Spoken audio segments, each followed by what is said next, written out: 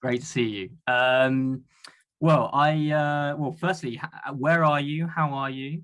I'm in Lausanne. I'm 2 months out of surgery, and thank God for long hair. You can't see a bloody thing of it, so it's all good.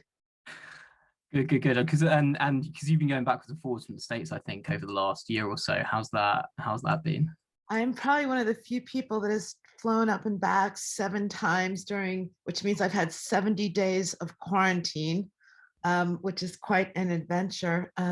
Now I'm really proud to be American because I've been vaccinated over 2 months ago. So I have my vaccine passport. Um, so I'm looking forward to I'm going back to the States hopefully this weekend. I've just had my swab to be tested. And no, I mean, I can't believe in the US, I guess like in the UK, it seems to almost be over.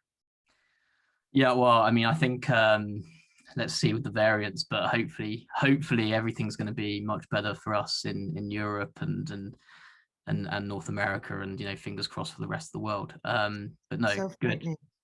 Yeah, good, it's good so to frightening. good to know that you've been vaccinated. And well, look, I was thinking about how I should introduce you because we could spend the whole 40 minutes kind of just unpacking your career. Kind of you're a global thought leader and trend spotter.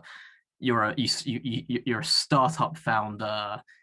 You had a career in agencies, and I guess you thought you were destined to finish in agencies, ranging from TBWA to JWT and Y&R as they were in the WPP family, to going on to leading, significant leadership positions at Havas, and then you dropped into Philip Morris, and then Yeah. on top of that, you're a serial cancer survivor. So hopefully that gives a little bit of a sense to the audience of how great it is, and thank you so to have you with us, and thanks so much for taking the time. But I wanted to start really with your role at Philip Morris. And when we first met, which was in June 2018, so it's nearly 3 years ago, you just started your role. You're a couple of months in, Right. and the CEO at the time, Andre. Obviously, there's been a change in leadership in the last couple of weeks, but we met with Andre and yourself. I met with Andre and yourself, and really that was the first time I'd been introduced to the business transformation that Philip Morris was undergoing, and that's only accelerated over the last 3 years, and in the last couple of weeks with all the announcement of the Yasek's appointment. You've been a key part of that as one of the members of the leadership team, of the management team on the C-suite. For those of us, for those who might not be familiar with Philip Morris, the objectives of Philip Morris now over the next 5-10 years, could you maybe just introduce what the transformation is, what Smoke Free is, and what your role is before we dig a bit deeper into that? Sure. I mean, I think the most important thing is we are transitioning away from the conventional cigarette business. Before I got here, Andre Collinsopoulos, then our CEO, now our executive chairman, and you're absolutely right to point out it's yet another step in our transition and transformation. About 10 days ago, he moved up from CEO, a job he had for over a decade, to be our executive chairman. I can't say he moved very far. He moved across the hall. So he moved from being across the hall to being next door. He's still very much here and very much present. But it is another step in an evolution that went from Smoke Free to, as you've heard, both he and Jacek Olczak, our new CEO, talking about, includes a commitment to beyond nicotine. So not only are we moving from combustible cigarettes to smoke free, but now we're talking about a strategy that incorporates a beyond nicotine portfolio. It's a recognition that as a company, we are very committed to what we call our triplet, which is if you don't smoke, don't start. If you smoke, quit. If you won't quit, change. It's a recognition we're going to be a very, very different company. Our first milestone is 2025, where we would like a significant portion of our revenues to come from non-combustible products. There's another milestone in 2030, and obviously an expectation that by sometime soon thereafter, we will be a very, very different kind of company.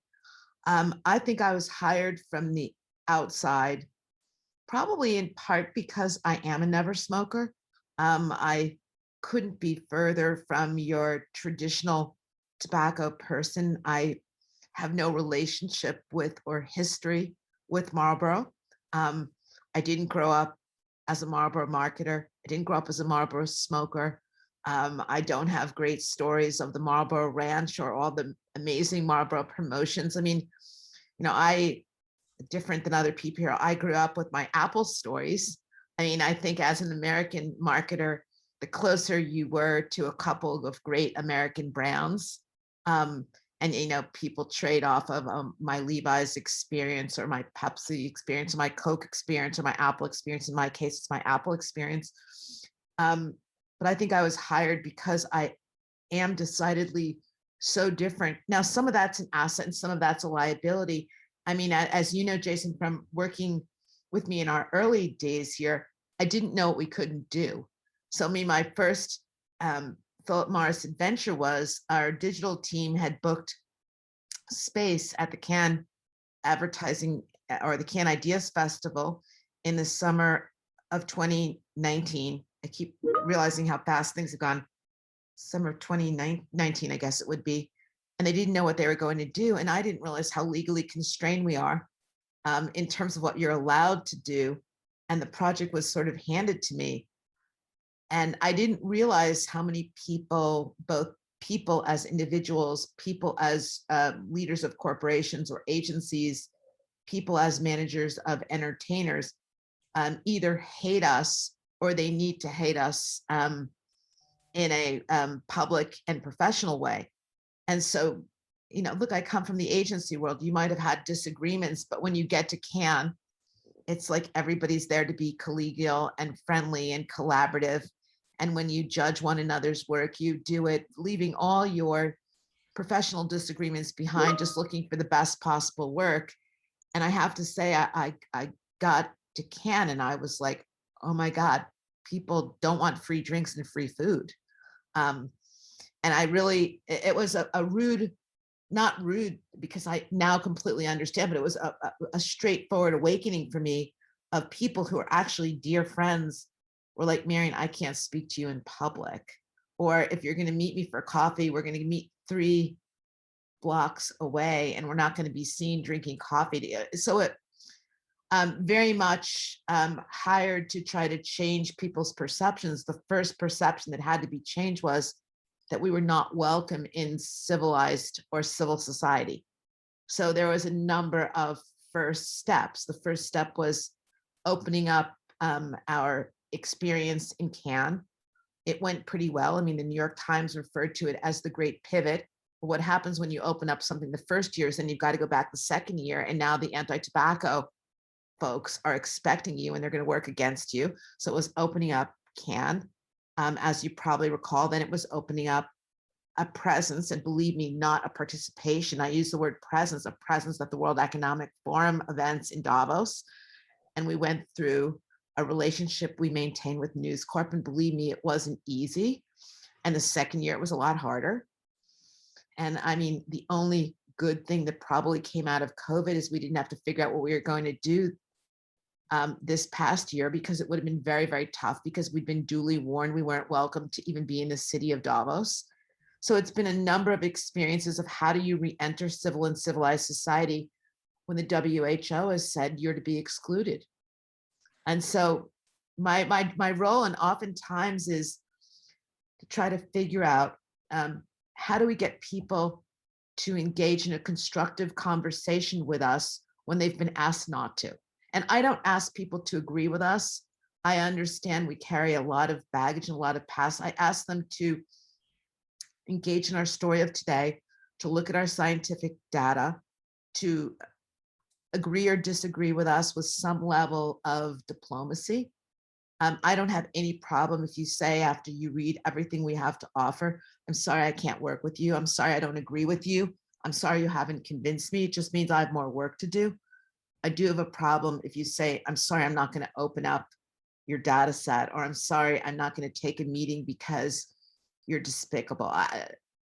So it's a big challenge, and the job's not done. It's almost like an onion. Every time I peel back a layer, there's a lot more to go.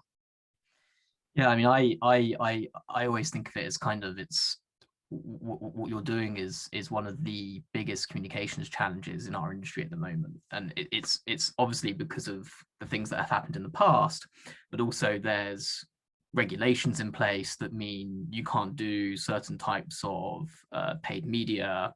You have to be extremely transparent, and I think the interesting thing as well is again, you referenced that I was on this journey a few years ago with you. We were talking about how Philip Morris had invested a huge amount of R&D into developing smoke-free products, and it was IQOS at the time, and almost had left the consumers behind and left the public behind. And actually, a large amount of the work that you were focusing on was building the brand after the brand had been developed. How's that going? I guess it's a natural follow-on from what you were just saying in terms of engaging the public and having that transparency. How's it going? How would you say the levels of engagement are in 2021 versus 2018 when you first joined? Maybe just talk about that for a few minutes.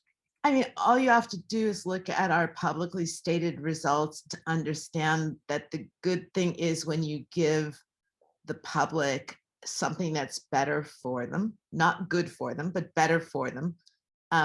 People do bother to do their homework and make a smart decision to make a better choice. So it's going.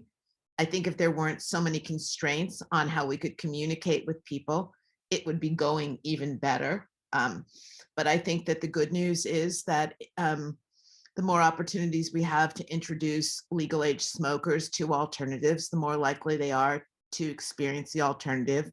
Once they experience the alternative, the more likely they are to begin a journey towards conversion. Once they convert, I believe many of them become advocates. Not only do they convert themselves, but I think it's easy to bring along a spouse or a partner or a dear friend or a family member. I think there's a lot of reasons. First of all, I think it's how they feel themselves.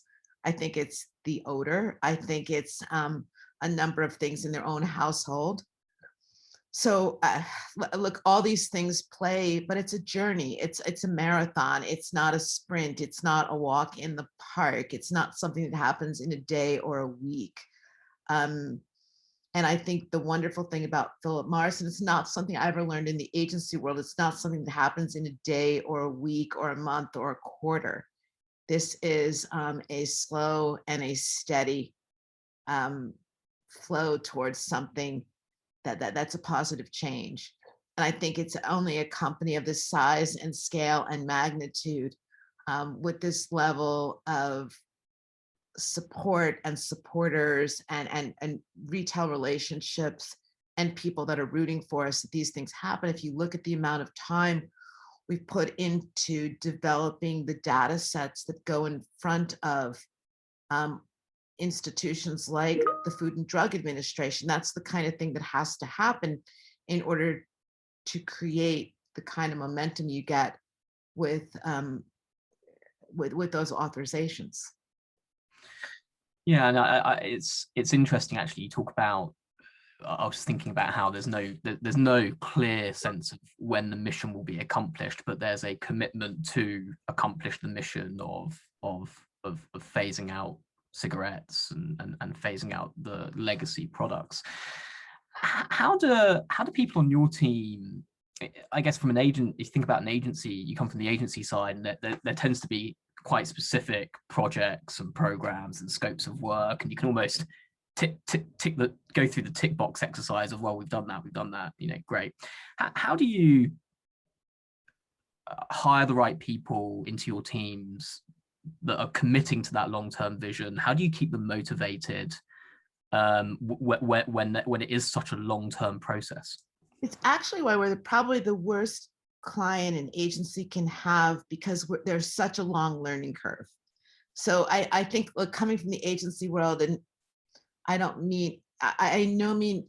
what I'm about to say is just, it's going to sound disparaging, but oftentimes as an agency person, I'd be shown a new consumer product and I could learn that product in an evening and a half. And let's say it was a new food product. I'd go home, I'd try it, I'd taste it. I'd think of 1,000 great ideas. I could write a plan. I could massage the plan the next day. I could sit down with the great people on my team and we'd think of even more new ideas and we'd be ready to show it to the client the following Monday. With our product and our regulatory environment and all of that, I'm not even sure after 3 years and a few months, I even can come up with an idea. I need to go and see my lead scientific communicator. I need to go and see the guy in regulatory comms. I need to go speak to the media relations guy. Then I need to call somebody in Mexico. I need to call somebody in Belgium.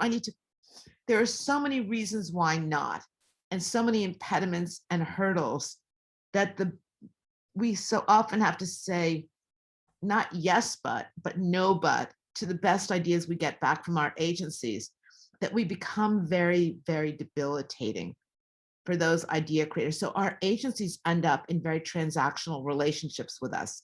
So can you produce X, where we've scripted it for them, that in a way they become desktop artists, or they become copywriters implementing off of a very strict script, where then a lawyer is going to end up going through it. And so in that way, it becomes tough. Now, are we a good place to work? We're a phenomenal place to work if you're somebody who wants to work at a place for a relatively long period of time. I mean, many really good communicators move around every couple of years. We're probably not the best employer for that because the learning curve is so long. I mean, I'd say after 2 years here running really at high speed, you've kind of really learned your job. You know who's to call, you know which lawyer is going to get you out of which thing. And at that point, in many cases, you'd be looking around, especially I'd say, a millennial, because that's just the mindset, and that's perfectly great. But your benefits to you. So, I mean, we have a pretty stable team internally. COVID's kind of screwed up everything though, because one of the benefits of working here had been really high travel and pretty exciting travel. And as you know, I mean, 2 of the centers of the universe for our IQOS product had been Japan, had been Korea. So there'd been a lot of interesting, let's say you were based in Lausanne, there'd been interesting Asian travel. There'd been lots of opportunity to be in interesting markets. Well, nobody's gone anywhere, basically since March of 2020. So I think some of the things that were beneficial are gone. I mean, I think people are excited. Sorry, my computer seems to be blowing up with instant messages that had been really exciting are gone. And I think that what we need to hope is that the virtual environment's giving people enough brain food and soul food, and some of that's going to be back. Philip Morris has made up for a lot of the unpleasantness that people experience in the external world by being a great employer. We always win those top employer awards, but it's something I think we take a lot of pride in. There's an esprit de corps and a team spirit. Look, you have it in an agency, but not in the same way. Because in an agency, you always have that schizophrenia of I'm partially team agency and partially team client. Here, you're all in of being a team. Yeah. And you spoke about kind of the global nature of your role. Obviously, I mean, Philip Morris is it's in 180 markets. There's over 70,000 people. I probably should know this, but I don't. I don't know how many people report into you, directly or indirectly. How have you? What's been your? Have you had to change your leadership style over the last 12 to 15 months? How have you managed your teams? We just heard. I don't know how much of the Klarna, of the CMO Klarna you just heard, but it's very unstructured. It's very kind of, and for obvious reasons that you've touched upon, Philip Morris cannot be that unstructured because there are checks and balances and legal requirements that really need to be adhered to protect consumers and the business, and the public, frankly. Could you talk about what's changed in managing your teams? What do you think you're going to retain? What aren't you going to retain? It'd be really interesting to hear about that. So I have one thing that's completely changed me. So I got here and I used to really get a lot of adrenaline on crisis, and even managing the crisis practice. I would actually, when a crisis would come in, I would get charged with crisis. Well, at Philip Morris, there's a crisis at least twice a day.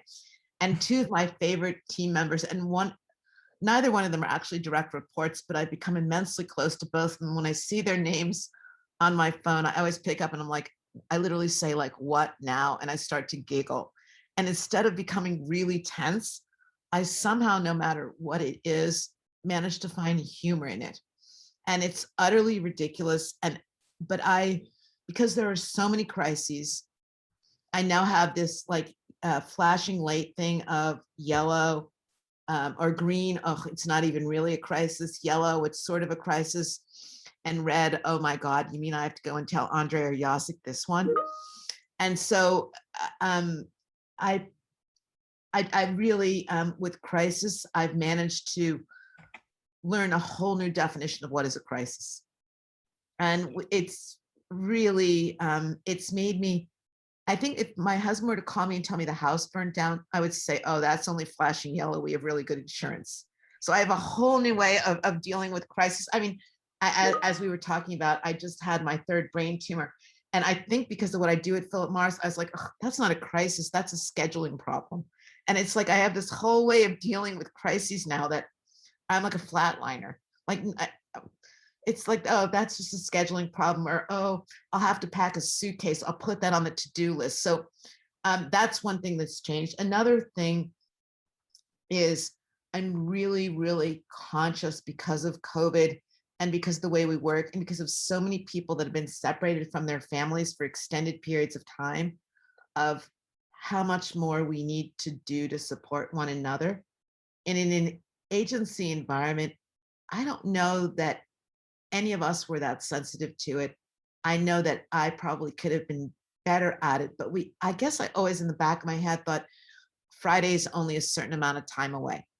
And there was always a sense of we're just going to get people to Friday and then they'll get back to us on Monday and they'll do their own rebooting.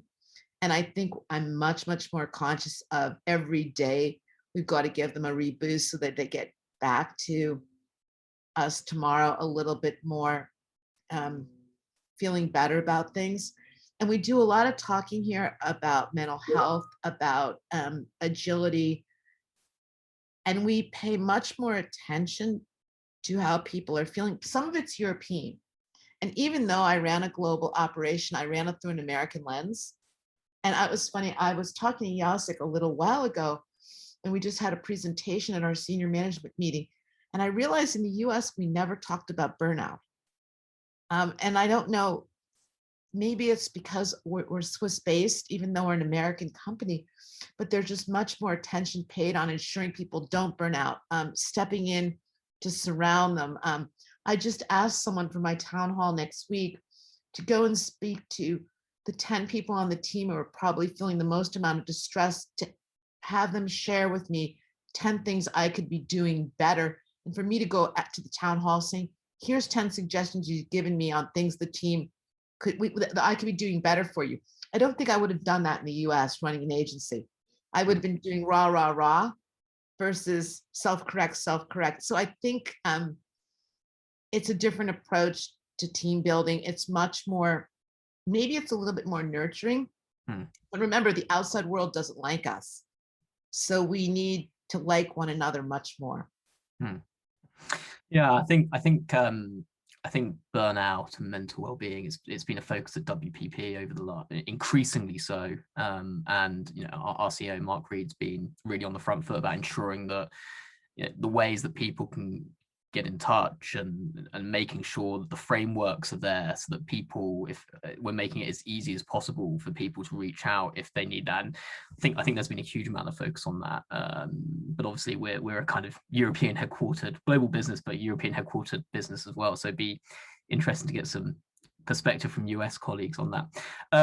We've got about 15 minutes left, I think. So I just want to call out to the audience that there is a question Q&A function, so please post your questions and I'll start taking a look at them in 5 or so minutes.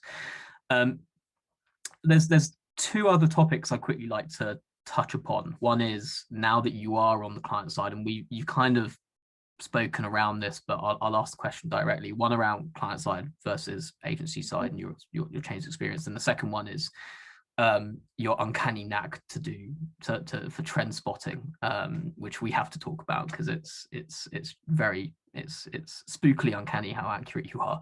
So I'll start with the client side, the shift from agency side to client side.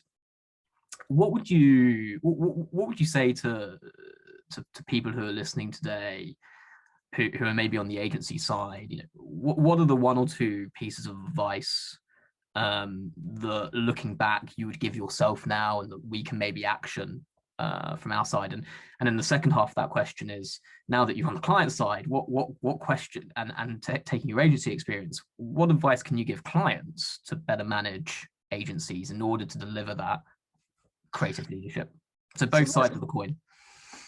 So look, I think as an agency person, I didn't realize how selfish in a way a client is. A client really doesn't care about what's happening in the big world. They only care about it in the filter of what does it mean to their world. So a lot of times agencies will bring us lots of experiences that relate to, here's what's happening at Unilever, here's what's happening at Nestle, here's what's happening at Danone, here's what's happening at Microsoft. But deep down, what I really care about is that information only as it relates to how is it relevant to PMI. And I don't know that my agency partners or my agency friends actually understand that I don't have time to process this broader information they're giving me. I need it synthesized for me in a bite that's actionable. So what does it mean for PMI? Which means they've got to do their homework to understand the PMI filter. And so I think a lot of times I'll be given information, even like people will give me a lot of information about here's what's happening with the Biden administration, or here's something that Boris Johnson is doing, and they don't actually understand what are the implications for PMI. So lots of useful stuff that I would enjoy if we were having a Saturday night dinner party, but it's not helping me because I've got to walk next door to one of the two bosses, and I've just gotten my head filled with stuff that's interesting, but I don't know how to use it. So I think agency people don't often get specific enough. The other, to a younger agency person, I wish I had gone client side for a couple of years early in my agency career, so I would have understood the difference. I think I thought that the two experiences were interchangeable, and they're not. So I would say, if you're, let's say, between 30 and 40, my advice to you is, if your agency side, go client side for 5 years. If your client side, go agency side for 5 years, because I think that the difference is super useful, and one without the other is a bit disadvantaged, because I think as an agency person, you know how to make every minute of your time work. And here we don't. We can spend an afternoon, because we're not accounting for every 15 minutes or every half hour of our time. And I think there's a luxury that comes along with that I think that agency people would benefit. You can spend 3.5 days here brainstorming on one idea, where in the agency world, as you know, you're really accounting for your time in different ways.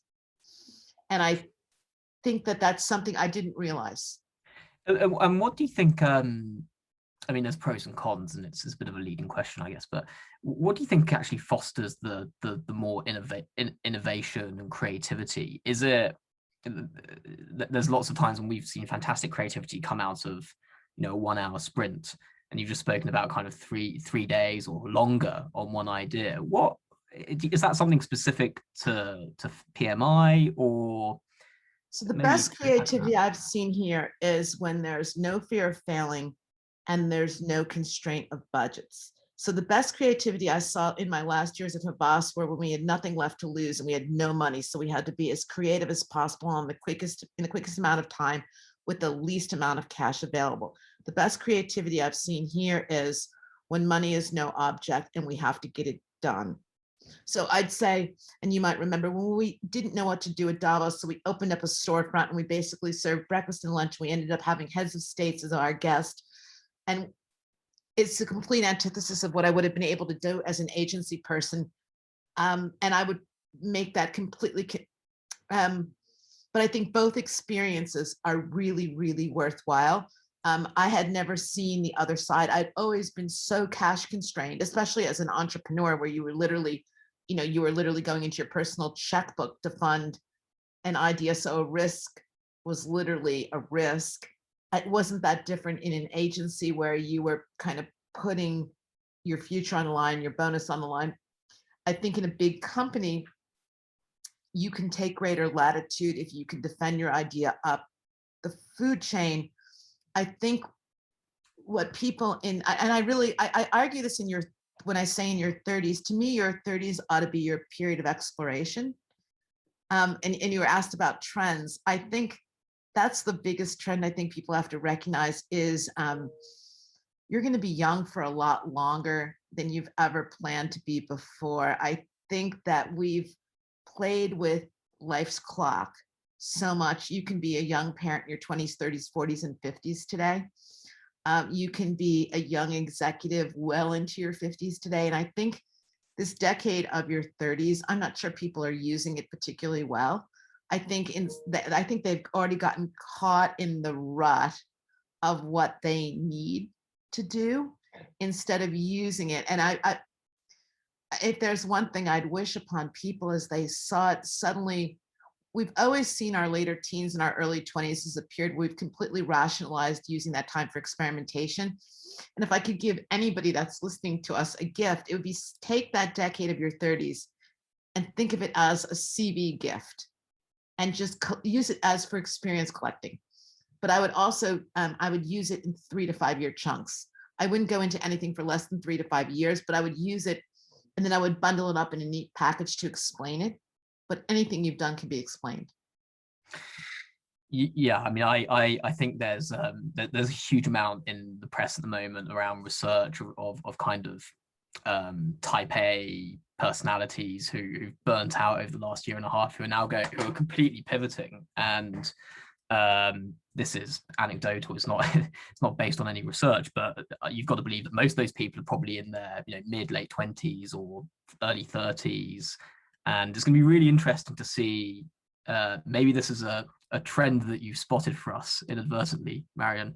We'll have to capture it. But maybe that's something we're going to see. Is in 3 years' time, we're maybe going to see a return to the workforce with people, more rounded, more innovative, more entrepreneurial. It'll be really interesting to see that, actually. I just think for people's personal brands, I think the idea of grabbing that decade of your 30s and really using it as a blank palette and kind of using it to experiment, to be completely, when I say professionally decadent, I don't mean throwing it away, but being truly experimental. Because suddenly you have back that whole decade of your 40s to go back into heavy wage earning mode, because there's still 2 more decades to recapture all those things you needed in terms of savings and everything else.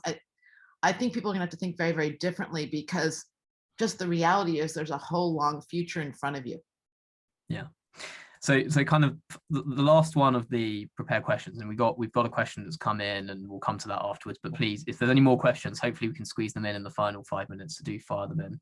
So it's a nice kind of segue to trend spotting, inadvertently there. In 2019, you said chaos is the new normal. Oh my gosh, how right were you? It just got me thinking that, and this is something that we actually haven't discussed since I've known you, but how do you go about putting together these trends that when you look back, I looked at a few of them, I've looked back, and sometimes you haven't been right. A lot of the time you have been right.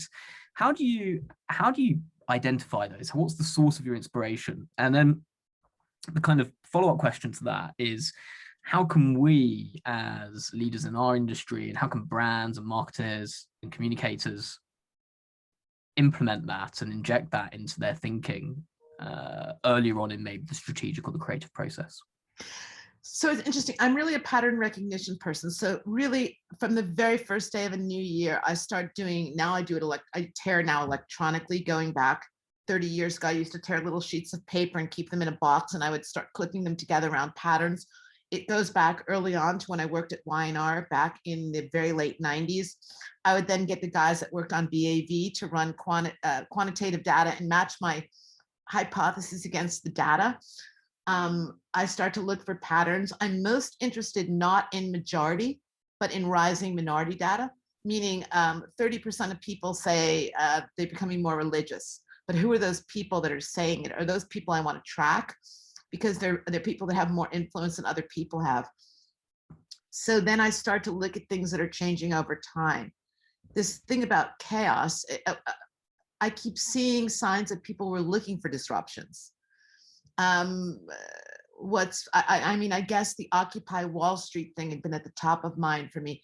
The fact that people were going to, they were looking for every means possible to break the status quo.